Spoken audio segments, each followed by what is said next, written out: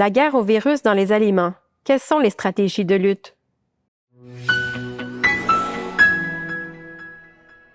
Les virus peuvent contaminer nos aliments à différents niveaux de la chaîne alimentaire. Comme ils sont bien rusés, les virus sont parfois très résistants. Par exemple, pour mieux conserver nos aliments, nous avons souvent recours à la réfrigération ou la congélation. Ces traitements de conservation n'affectent pas du tout les virus. Bien au contraire, cela permet même de les conserver. C'est pourquoi il est important d'utiliser des traitements appropriés pour s'en débarrasser correctement. Voyons ensemble les différentes méthodes qui existent selon les types d'aliments. Certaines méthodes d'inactivation utilisent des principes physiques. C'est le cas, par exemple, de la cuisson. Elle demeure le traitement d'inactivation virale le plus efficace dans les produits transformés. Cette méthode permet d'éliminer les micro-organismes, y compris les virus, pour rendre les aliments sécuritaires à la consommation et augmenter leur durée de vie. Mais attention, le chauffage doit être suffisamment intense pour détruire les virus, ce qui peut altérer la texture, le goût et la couleur des aliments.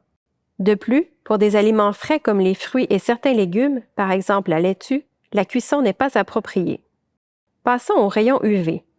Les rayons ultraviolets, ou UV, permettent de détruire la population microbienne, dont les virus, dans divers aliments et surfaces.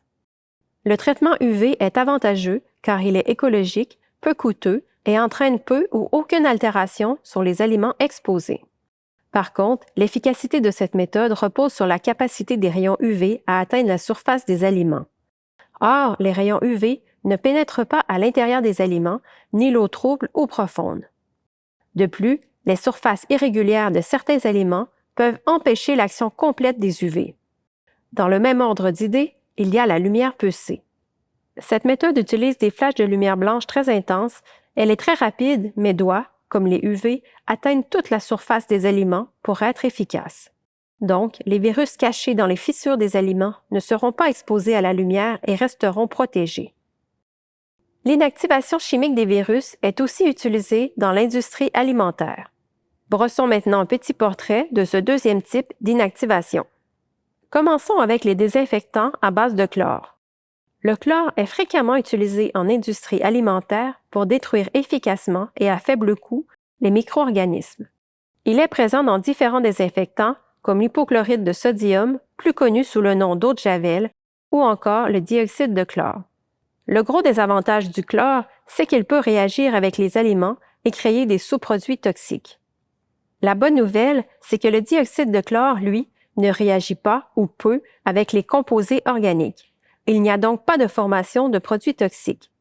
En revanche, il peut altérer la couleur des aliments à forte concentration et sur une période prolongée. Et enfin, il y a l'acide peracétique. Très utilisé dans l'industrie alimentaire, ce peracide permet de décontaminer une large variété d'aliments. Il est également capable de désinfecter un large spectre de micro-organismes, y compris les virus nus qui, rappelez-vous, sont les plus difficiles à éliminer.